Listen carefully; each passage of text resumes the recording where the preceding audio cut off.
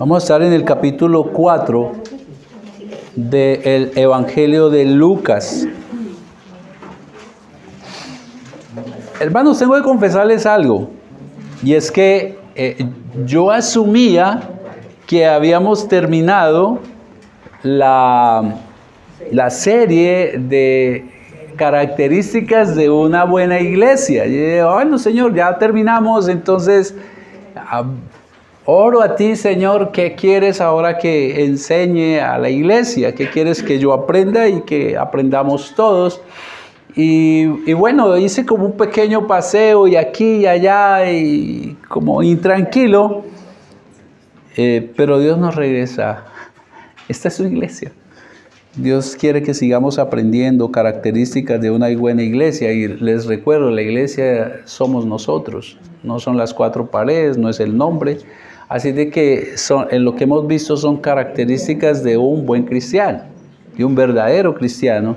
Y como hablamos iniciando el culto hoy, si somos sabios, vamos a temer a Jehová y a poner en práctica cada una de estas características. Y la pregunta que le lanzo es esa: ¿cómo va usted en la práctica de estas características? Pero como les decía, yo imaginé que ya habíamos terminado. Sin embargo, me encontré que aún quedan deliciosos frutos que degustar de la primera carta del apóstol Pablo a Timoteo. Así es que no vaya, yo les leo. El Señor me hace regresar a la primera carta de Timoteo, la que hemos venido, capítulo 2, versículo 8. Y es cuando Pablo da esta instrucción a la iglesia de Éfeso. Recuerda que Pablo le está dando instrucciones a Timoteo para que organice la iglesia en Éfeso, que estaba como desviándose, ¿no? Entonces, en último es Dios organizando su iglesia. Y la instrucción que le da es: quiero que los hombres levanten manos santas. Oren, levanten manos santas en todo lugar. Y bueno, Señor, pero la oración, ya hablamos de la oración, ¿recuerdan? Bueno, una iglesia, una verdadera iglesia del Señor, es aquella que vive en santidad. Esa es la característica que vamos a tener hoy. ¿Qué es santidad? Recuerden que santo en el original es apartado para. Y el Señor nos hizo santos. Y eso rompe en nuestra mente el concepto de santos que traemos de la iglesia tradicional. Porque lo que nos han enseñado es aquellas imágenes que vamos y adoramos. Pero es, ¿qué dice la Biblia? Y la Biblia dice que santos es en el original apartados, y el Señor nos apartó para Él. Y cuando Pablo le dice a la iglesia que los hombres quieren que oren levantando manos santas, lo que está hablando es que quiere que los hombres vivan apartados del pecado. Pero esto no es solo para los hombres, esto es un mandato para todos. Esto le extiende también a usted, querida hermana. Entonces hoy vamos a ver esa característica.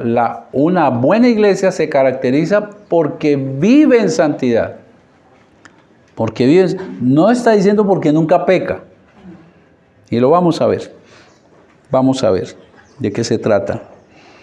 Y como les dije, aunque se refiere Pablo específicamente al varón, esto también incluye a ustedes, mis queridas hermanas, porque Gálatas 5:1 dice: ahora somos libres porque Cristo nos liberó, manténganse firmes en la libertad y no vuelvan a la esclavitud. Y eso es una palabra para toda la iglesia, así de que las mujeres y los hombres debemos levantar manos santas, debemos vivir en santidad, alejados del pecado. Sin embargo, a diario se nos presentan innumerables tentaciones para pecar, ¿o no? Todos los días, cada rato se despierta uno y ya se presentan una serie de tentaciones, aquellas cosas que nos inducen al pecado,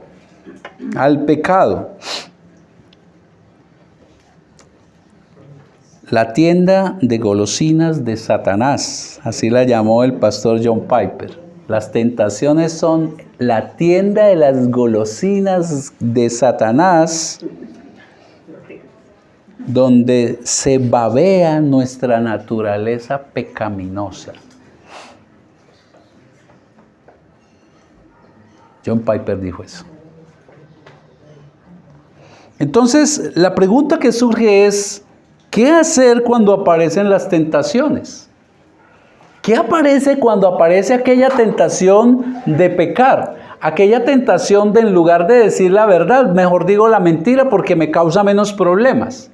Aquella tentación para el hombre de mirar a una mujer que no es su esposa de una manera indebida.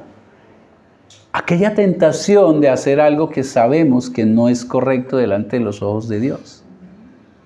El hecho de que nosotros seamos apartados para el Señor no significa que no tengamos tentaciones. Y la pregunta es, ¿cómo batallo con eso? Porque Dios me está llamando a sean santos porque yo soy santo. Y Pablo nos acaba de recordar nuevamente eso. Vivan en santidad. Pero tenemos tentaciones, aquellas golosinas por las cuales se babea nuestra naturaleza pecaminosa. ¿Qué hacer? Conozcamos la manera como el creyente puede resistir las tentaciones. Porque una buena iglesia que se caracteriza, un buen cristiano se caracteriza porque se esfuerza en vivir en santidad. Y para ello vamos a leer Lucas, el capítulo 4, versículo 1, y lo voy a leer hasta el 13. Jesús, lleno del Espíritu Santo. Recuerden que cuando lean las Escrituras, vamos a leer ¿cómo?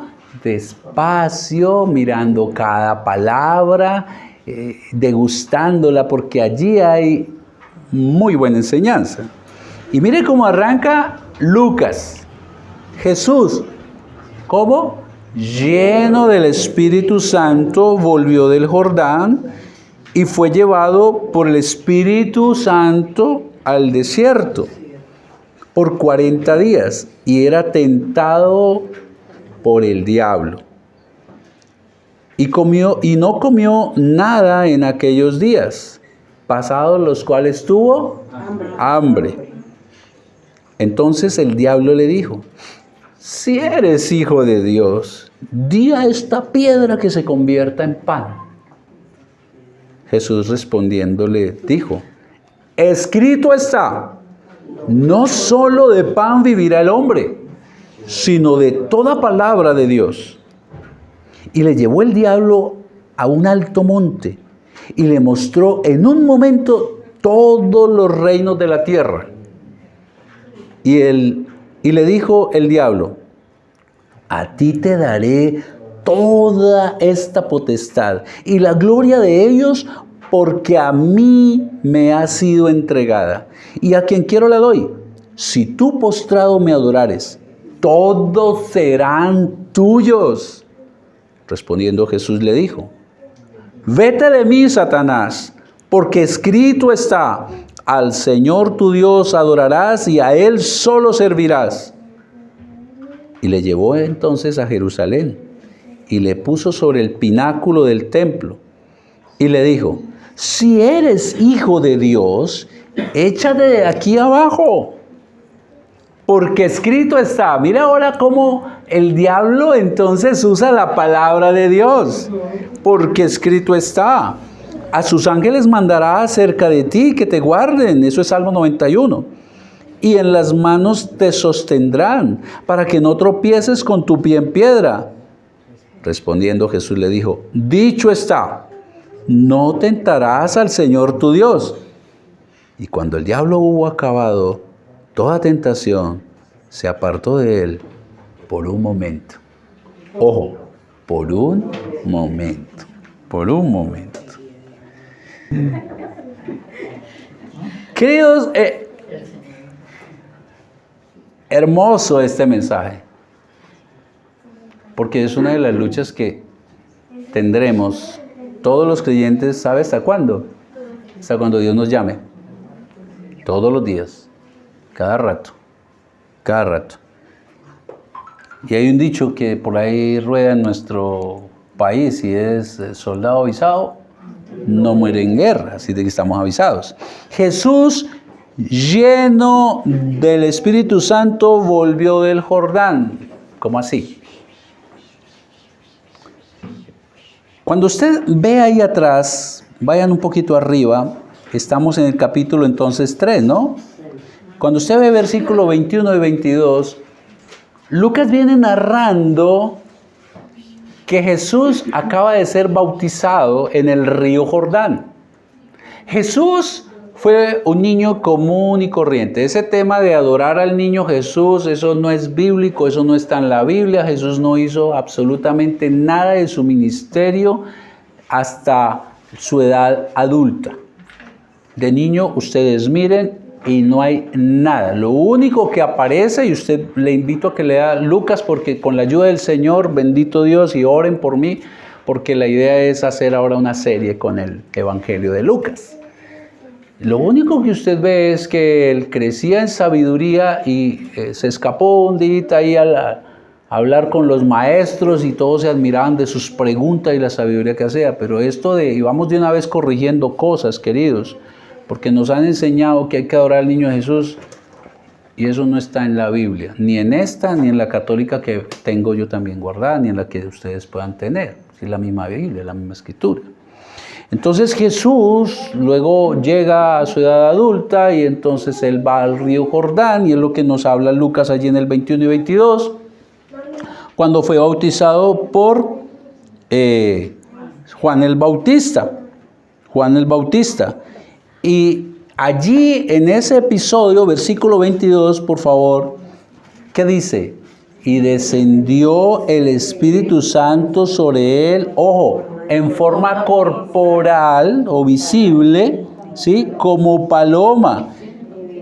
Y vino una voz del cielo que decía, tú eres mi Hijo amado, en ti tengo complacencia. Ahí está la Trinidad.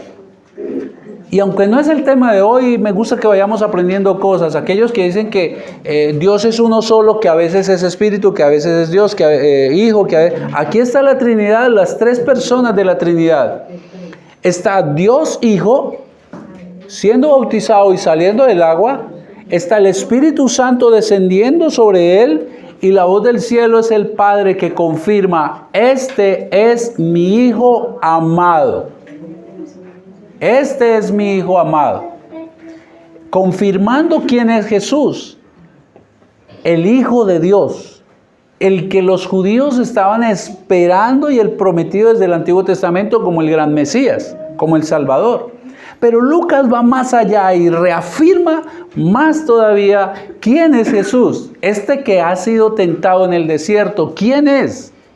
Y entonces luego usted ve del 23, versículo 23 al 38, algo que a muchos les da pereza, una serie de nombres. Y bueno, y eso, ¿para qué? Nada de lo que está escrito en la palabra de Dios sobra. Toda la palabra de Dios es útil. Pero miren cómo inicia aquí, versículo 23. Jesús mismo, al comenzar su ministerio, era como de ¿cuántos añitos? 30 años. Ahí empezó el ministerio de Jesús.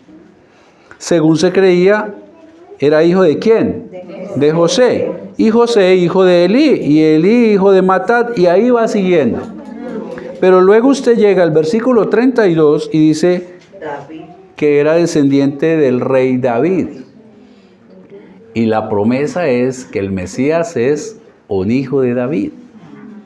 Pero usted luego sigue leyendo y llega al 33 y dice, finalizando el 33, hijo de Judá, de la tribu de Judá. No era de las otras 11 tribus, no, era de la tribu de Judá que debía venir el Mesías. Pero luego usted sigue leyendo y termina en el 38 donde dice que era hijo de Enos, o sea, todos estos descendientes, ¿no? Hijo de, hasta que llega a hijo de Enos, que era hijo de Set, y Set era hijo de ¿quién? De Adán, y Adán era hijo de Dios. Lucas se esmera, y así es como empieza Lucas. Miren cómo empieza Lucas, me encanta. Dice Lucas puesto que ya, capítulo 1, versículo 1, puesto que ya muchos han tratado de poner en orden la historia de las cosas que entre nosotros han sido ciertísimas, tal como nos lo enseñaron los que desde el principio lo vieron con sus ojos y fueron ministros de la palabra, siervos, me ha parecido, dice Lucas, también a mí, después de haber, ¿qué? Investigado. Lucas no fue y lo que escuchó colocó, no, yo voy a investigar a ver si esto fue cierto y voy a resumirlo en este evangelio. Y con esmero. Y con mucho esmero, con diligencia todas las cosas desde su origen. Y le ha parecido que escribírtelas por orden, oh excelentísimo Teófilo. Para que comprendamos mejor la enseñanza de hoy, es importante que sepamos quiénes recibieron esta carta.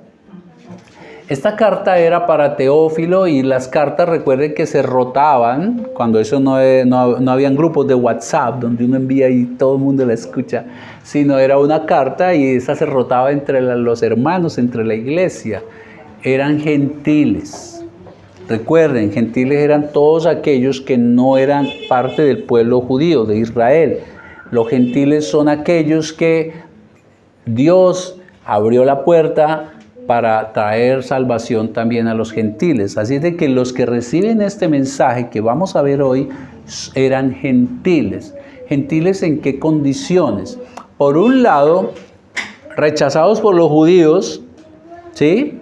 Que los judíos a los gentiles los veían como escoria, ellos no hacían parte de nuestra raza, no eran merecedores de la salvación.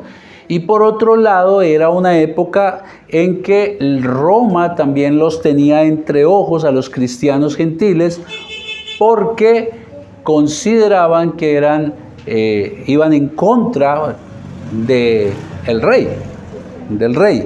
Algunos y muchos de estos pobladores eran pobres.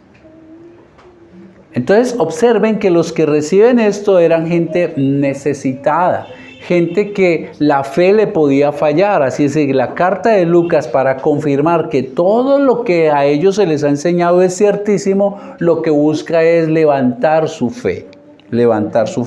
Y en medio de todo eso, entonces le dice, mire, Jesús, el que ustedes han escuchado, es el Hijo de Dios. Él fue bautizado y lo confirmó como Hijo de Dios, el Espíritu Santo posando sobre él y la voz del Padre afirmando, este es mi Hijo. Pero por si las dudas te voy a demostrar, Teófilo, que él es descendiente de Adán. Mira, él es hijo de José. Y usted de pronto dirá, pero es que realmente José de sangre no era el padre.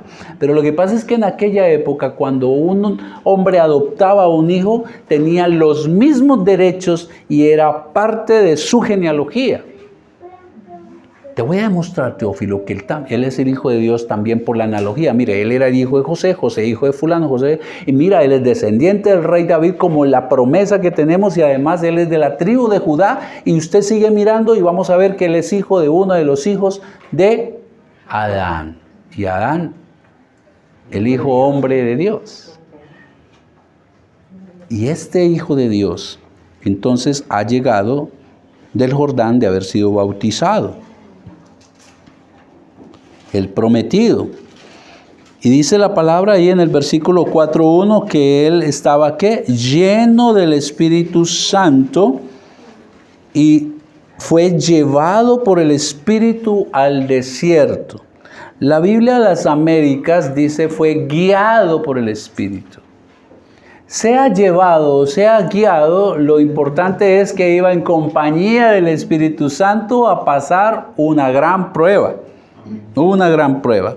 Y los hijos de Dios, quienes hemos entregado nuestra vida al Señor, ¿en qué nos parecemos? Somos morada del Espíritu Santo. Así de que cuando usted está en pruebas, no está sola, no está solo. El Espíritu Santo, como moró en Jesús y lo llevó al desierto o lo acompañó al desierto, también le acompaña en sus desiertos.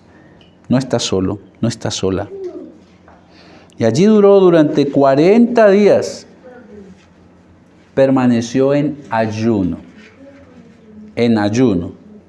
Y por lo que sabemos, el ayuno, este es un ayuno espiritual.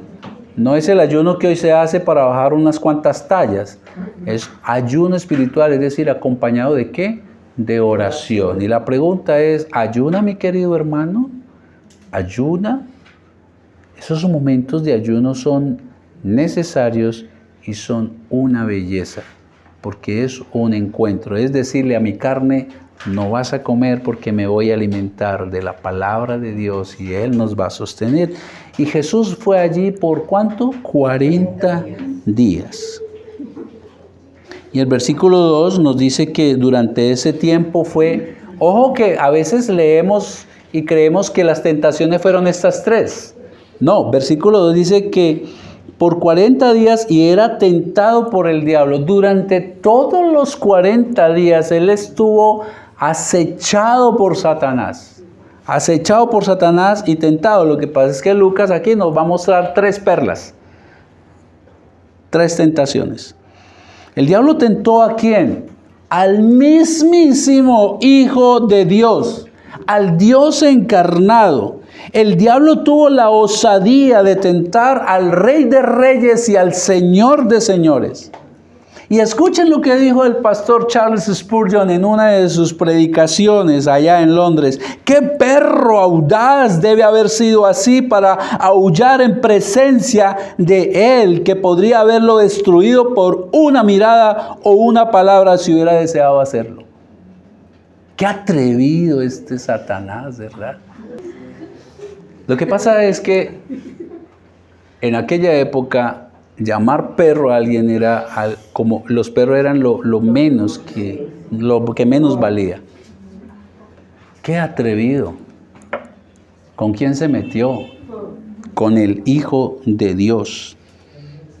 El diablo se atrevió a tentar a Jesús para que pecara. Lo mismo que hace con nosotros. ¿Cuánto más nos tentará a nosotros? Y la primera enseñanza que quiero, queridos, que quede en nuestros corazones es: todos somos tentados. No hay uno que escape. No hay uno que escape. Todos somos y seremos tentados. Si tentó a Jesús, el propio Hijo de Dios, ¿cómo no? ¿Cuánto más a nosotros? No tenemos el poder que tiene el Señor, pero sí tenemos las mismas herramientas que Él nos va a enseñar para soportar la tentación. Y esta es la advertencia del apóstol Pedro. Estén alerta. No se duerman, como un vigilante que no duerme. Estén alerta, cuídense de su gran enemigo. Queridos, el enemigo no es aquel hombre o aquella mujer que nos hace mal. Ellos son utensilios de Satanás. Porque el mismo Pablo en Efesios dice que nuestra lucha no es contra carne y sangre, no es contra otros humanos. Y Pedro nos advierte de las acechanzas de Satanás. Estén alerta, ojo vivo. Cuídense de su gran enemigo, el diablo. Y esta es la razón, porque él anda al acecho como un león rugiente buscando a quien devorar. Primera de Pedro 5:8. El tema no es con el no creyente. Es con el Hijo de Dios, con el creyente. El no creyente ya es esclavo del pecado. Nos lo ha dicho la palabra de Dios. No son mis palabras. Su natural forma de vivir es pecar. ¿O no éramos así usted y yo? Nosotros pecábamos y era normal. Y decía, pero cuando a mí me predicaban el evangelio, decía, pero si yo no soy malo. O sea, yo no he matado a nadie. Pero no confesaba que yo mentía, la lata y otras cosas. Y para el Señor mentir y matar, igualito. Entonces el tema no es con el no creyente, queridos. El no creyente ya es esclavo del pecado. Su natural forma de vivir es pecar, mentir, engañar, robar, hablar obscenidades, la lujuria, entre otros. Pecar es normal para el no creyente. No lo ve mal. Está ciego a la verdad como lo estuvimos usted y yo. El diablo no es su enemigo. El diablo no es el enemigo del no creyente. El diablo al que acecha es al cristiano.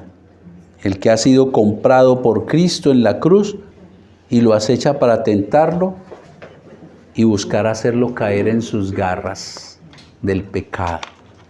Y Pedro nos advierte, ojo, estén vigilantes.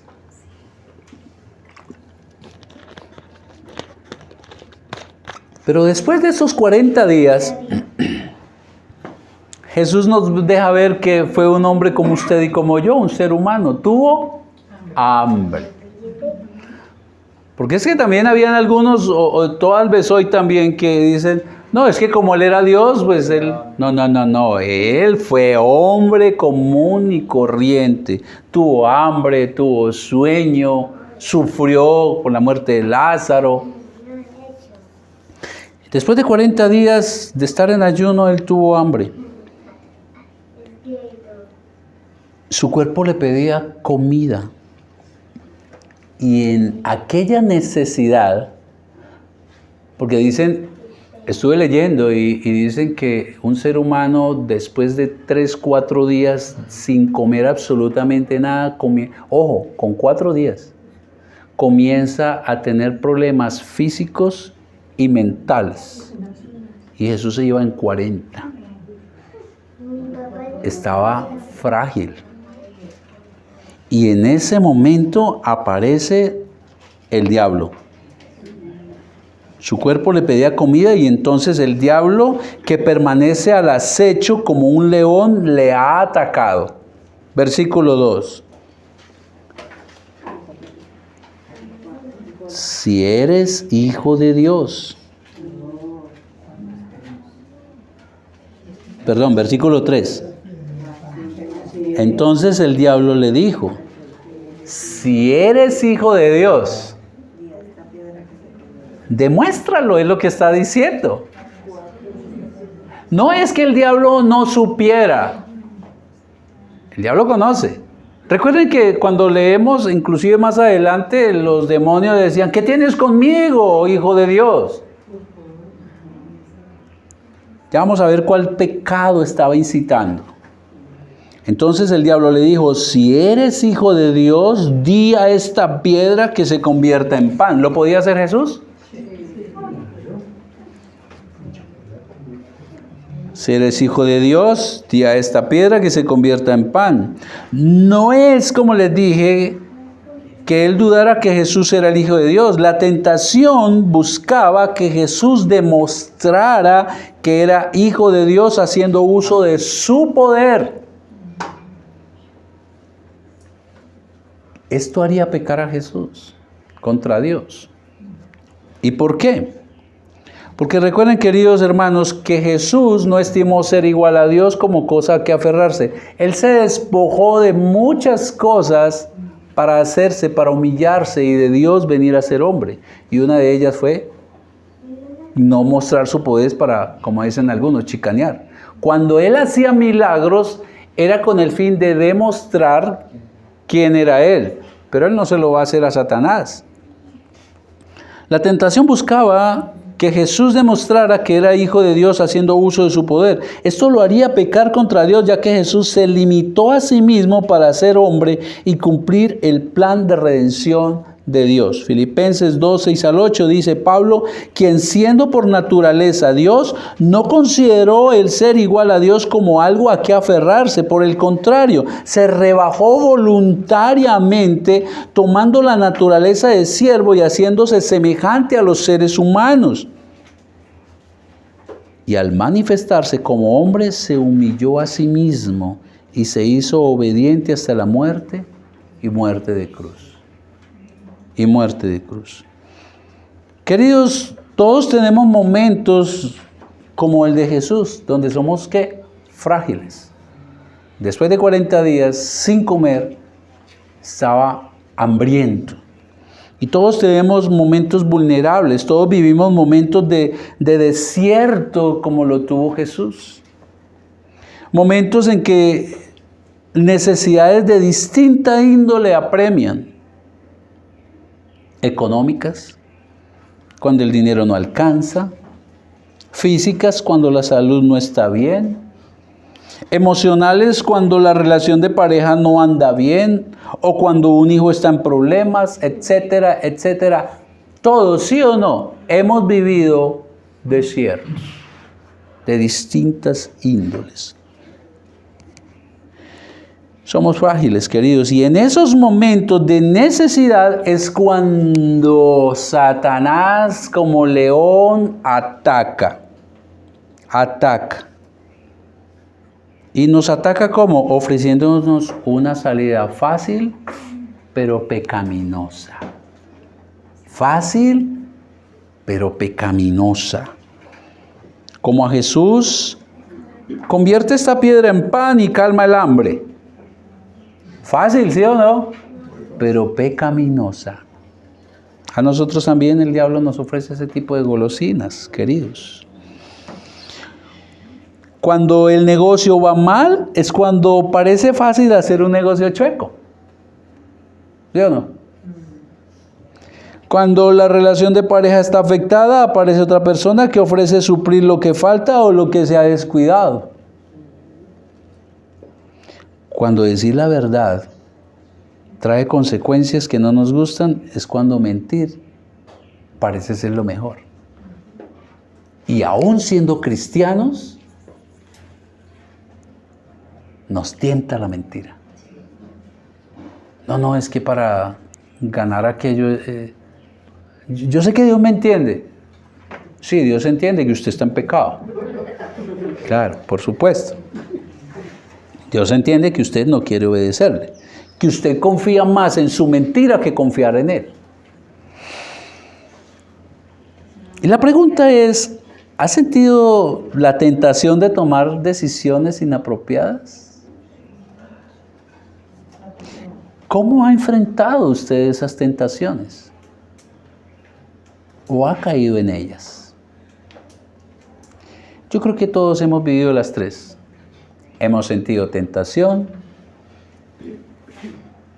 tal vez las hemos enfrentado mal y por eso hemos terminado pecando.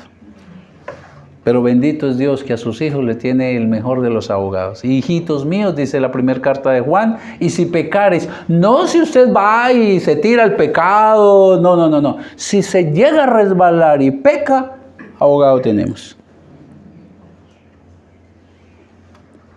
Ahora veamos cómo Jesús enfrentó las tentaciones de Satanás, porque ahí es donde está la enseñanza para nosotros, la manera como Él enfrentó las tentaciones. Versículo 4. En el versículo 4, entonces Jesús respondiendo le dijo, escrito está. Mira a quién se remite Jesús o a qué se remite. No comienza a tirar un diálogo allí con Satanás, no empieza a hacer guerra espiritual como por ahí enseñado y a pisotear y hasta decir palabras obscenas. No, aquí está la verdadera guerra espiritual. ¿Acudiendo a qué? Escrito está, a las Escrituras. Escrito está, no solo de pan vivirá el hombre, sino de toda, no de algunas, porque es que a veces como creyentes también, esto sí lo acepto, pero esto no de la palabra, no, de toda palabra de la boca de Dios. Jesús echó mano ¿de qué? Del Antiguo Testamento. Eran las únicas escrituras que en ese momento estaban y fue las que él aprendió desde niño. Desde niño. Jesús citó allí a Deuteronomio 8:3, cuando Dios, quien llevó a Israel al desierto por su terco corazón, le hizo pasar hambre al pueblo de Dios, para luego demostrarle que en Él podían confiar, que Dios sería su proveedor en la necesidad. Así dice Deuteronomio 8:3. Te humilló, refiriéndose Dios a su pueblo, te humilló y te hizo pasar hambre, pero luego, los peros del Señor, ¿no? Pero luego te alimentó con maná, comida que ni tú ni tus antepasados habían conocido. Con lo que te enseñó, esta es la enseñanza que Dios buscaba con su pueblo, con lo que te enseñó que no solo de pan vive el hombre, sino de todo lo que sale de la boca de Dios. El maná de Dios, su palabra, sus promesas, son nuestro alimento espiritual. Queridos, ¿debemos alimentar nuestro cuerpo? Por supuesto que sí. Queridos, nuestro cuerpo hay que alimentarlo. Pero déjeme decirle una cosa. Un cuerpo, nuestro cuerpo va a morir. Y el único alimento que permanecerá y que aplicará para eternidad es la palabra de Dios. El único alimento que verdaderamente importa, además de alimentar el cuerpo, es alimentar nuestro espíritu con la palabra de Dios.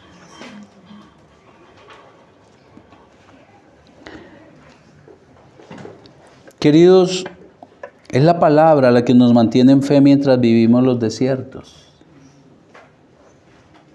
Jesús no estaba allí solo aguantando hambre, Él estaba en oración con el Padre.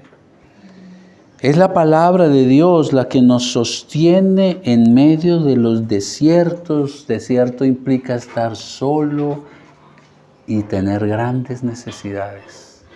No está solo en el desierto. Recuerden que como Jesús va lleno del Espíritu Santo, guiado por Él.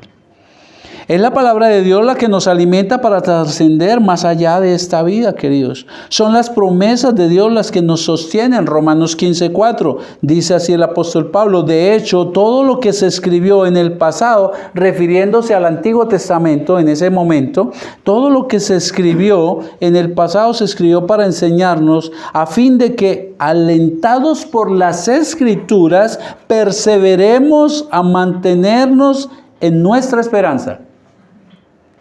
Todo lo que se escribió en la palabra es la que nos sostiene para mantenernos firmes en la esperanza de Dios. Desafortunadamente, a veces quien anda en desierto prefiere alejarse de Dios, si es cristiano. Y si no es cristiano, prefiere seguir solo en el desierto y no buscar a Dios. Tal vez. Fíjense que dice que el Espíritu Santo le llevó al desierto. Tal vez muchos de los desiertos que vivimos son guiados por Dios para que le busquemos. Para que le busquemos. Luego vemos en los versículos 5 y 6 que el diablo vuelve y ataca al Señor. 5 y 6. Y le llevó el diablo a un alto monte y le mostró en un momento, es decir, en un instante, todos los reinos de la tierra, y le dijo el diablo: a ti te daré toda esta potestad, es decir, la autoridad y la gloria de ellos, porque a mí me han sido entregados y a quien quiera les doy. Pero aquí había una pequeñita condición para Jesús, chiquitica, nada importante. Si tú postrado me adorares, todos serán tuyos.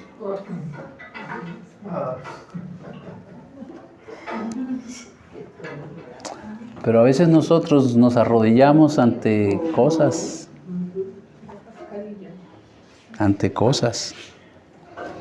Ha puesto a disposición de Jesús lo que busca la mayoría de las personas: poder, fama, riquezas, honor, autoridad, reconocimiento.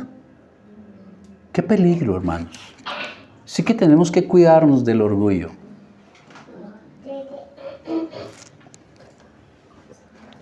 Ese es el gran peligro de los predicadores de la prosperidad. Porque es lo que ellos escarban en el interior de nuestro ser pecaminoso, hermanos. Esa es la golosina que ellos le colocan a nuestro hambriento deseo allá interno de pecar. Pacte y Dios le duplicará. No es algo parecido. Qué peligro, hermanos. No presten oídos a eso, por favor, se los ruego. Cuidarnos debemos de no caer en la tentación de terminar adorando nuestros cargos, nuestros títulos, los bienes que Dios nos ha dado. Pues algunos sutilmente se vuelven más importantes que Dios. nos absorben al punto que descuidamos la oración, la lectura de la palabra y hasta dejamos de congregarnos. Cuando usted obedece más a otra cosa que no es a Dios, usted está haciendo lo que Satanás está diciendo, arrodillado delante de mí. Mucho cuidado. Satanás, ¿qué cosa? Satanás está ofreciendo lo que no tiene, lo que no es de él. Satanás no puede ofrecerle al Rey de Reyes lo que ya le pertenece a Jesús. Además, el diablo buscó hacer pecar a Jesús haciendo que lo adorara, y Jesús vuelve y argumenta ¿con qué? Escrito está. En versículo 8, vete de mí, Satanás. Ese es el título de la prédica de hoy. Vete de mí, Satanás. Vete, Satanás. Vete de mí, Satanás, porque escrito está, al Señor tu Dios adorarás y a Él solo servirás. Y vuelve y cita ahora nuevamente a Deuteronomio, pero Deuteronomio 6, 13 al 14. Miren cómo Jesús cita las Escrituras. Y la pregunta que surge aquí es, ¿cuánta Escritura conoce usted? Porque Él no está argumentando desde lo humano, aunque era hombre, Él está argumentando desde las Escrituras, y es la enseñanza que nos quiere dar a nosotros. La argumentación contra Satanás. Nuestras palabras le resbalan a Satanás. Es la palabra de Dios la que tiene poder, queridos. Es la palabra de Dios. Satanás no puede ofrecerle, como le acabo de decir, lo que no le pertenece, y Jesús le responde con Deuteronomio, asegurándole, solo a Dios adorarás y a Él servirás. Queridos, querida, o usted le es fiel a Dios y lo tiene como su Señor, su máxima autoridad en su vida, o usted le es infiel y le sirve más a sus posesiones, a su trabajo, a sus títulos. En otras palabras, a su reinito. Porque nosotros hacemos reinitos. Y uno no puede servirle a dos amos. Va a ser infiel a uno de los dos. Pero Satanás vuelve y arremete contra Jesús. Versículos 9 al 11. Y le llevó a Jerusalén, la ciudad santa, y le puso sobre el pináculo, la punta más alta del templo. Y le dijo, si eres hijo de Dios, segunda vez que lo repite, ¿no? Demuéstralo prácticamente. Si eres hijo de Dios, échate de aquí abajo. ¿A qué lo está incitando? Suicídate. Intenta suicidarte. Ahora Satanás, mire cómo es él es inteligente, pero es tonto a la vez. ¿Con quién está enfrentándose? Porque escrito está, querido, Satanás conoce la palabra. El tema es que no la obedece y no la puede obedecer. Porque, échate abajo porque escrito está. Y aquí le cita a Jesús el Salmo 91, versículos 11 al 12. A sus ángeles mandará acerca de ti que te guarden. Y en las manos te sostendrán para que no tropieces con tu pie en piedra. Mire lo que está haciendo Satanás. Si usted va y mira el Salmo 91, va a ver que eso sí lo dice, pero fuera de contexto. Por eso les hemos estado enseñando en los discipulados, y siempre usted coge un texto, pero debe leer atrás, debe ir adelante, y entonces va a comprender ese versículo. ¿Qué estaba buscando Satanás? Tentar a Jesús para que pecara. ¿Cómo? Probando a Dios. Este salmo sí dice eso, pero cuando usted lo lee completo, el salmo está hablando de que Él va a mandar a sus ángeles, que Él es el proveedor, que Él es el que nos cuida cuando estamos en situaciones difíciles. Pero lo que aquí está ocurriendo no es que Jesús está que se cae allá por accidente y nos está diciendo, tírate. Estaba tentando, Dios, demuéstrame que lo que dices lo vas a cumplir. Yo he escuchado creyentes que hacen algo parecido. Es que tú dices en tu palabra esto y esto y esto. Ojo con eso. Ojo con tentar al Señor. No, es que yo voy a hacer esto porque la palabra... Hay que tener mucho cuidado, queridos. La respuesta de Jesús nuevamente fue ¿qué? Escrito está. Pero esta vez no dijo escrito. ¿Cómo dijo? Dicho está. Ojo con esa palabra. Dicho está. Las escrituras son la voz de Dios. Es Dios hablando. Esta vez dijo, Dios dice. Todo lo que está en la palabra de Dios, en la Biblia, es la voz de Dios. ¿Quiere escuchar a Dios hablando? Abra las escrituras y léalas, queridos. La respuesta de Jesús nuevamente es, yendo a las escrituras, no tentarás al Señor tu Dios. Y cita nuevamente ¿a qué? Deuteronomio 6:16.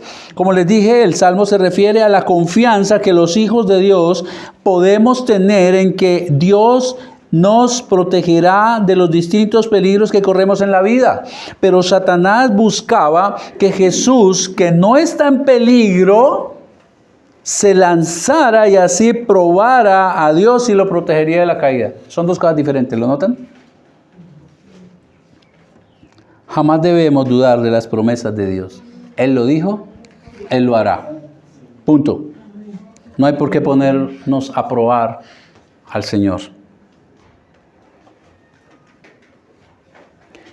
Querida iglesia, ante la tentación, la palabra de Dios es la solución. Ahí está esa frase que ojalá se nos quede grabada. Ante la tentación, la palabra de Dios es la solución. Cuando usted esté tentado, y hablo ahorita, voy a referir de manera muy especial a los jóvenes. Los jóvenes, ustedes sí que tienen tentaciones. Yo sé que todos las tenemos.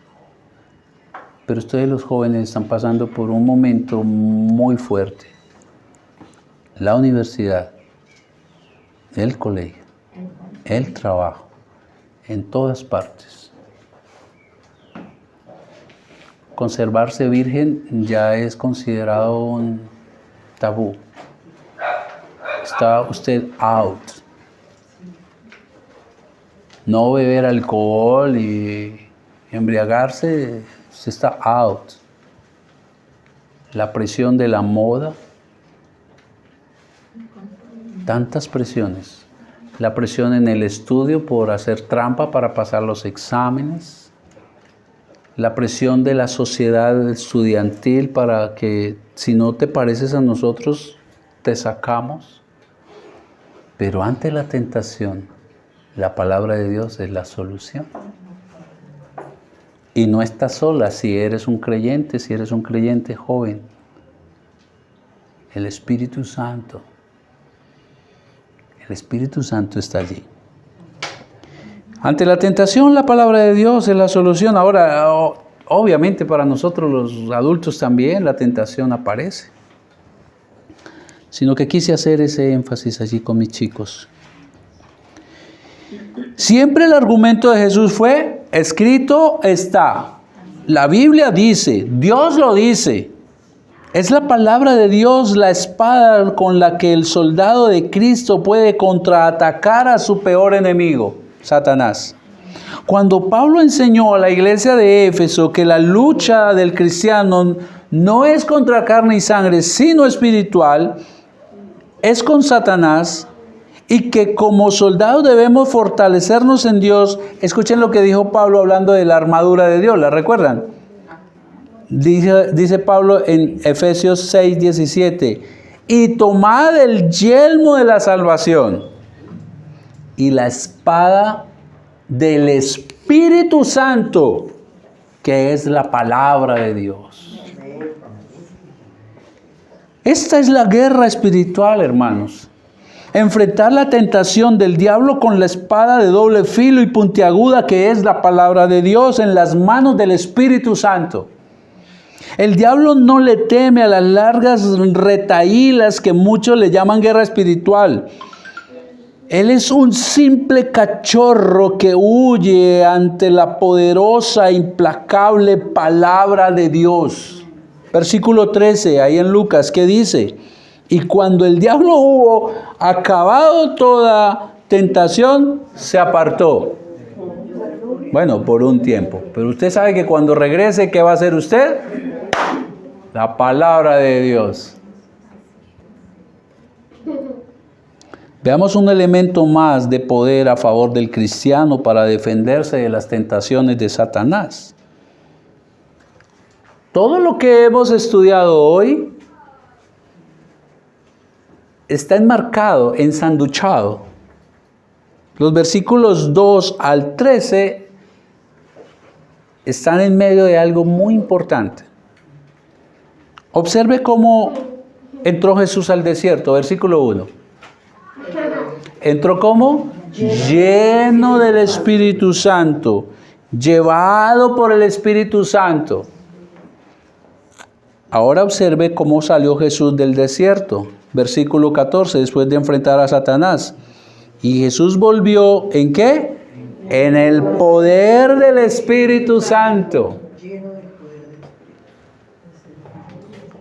Jesús como hombre nunca estuvo solo en el desierto. Y usted tampoco.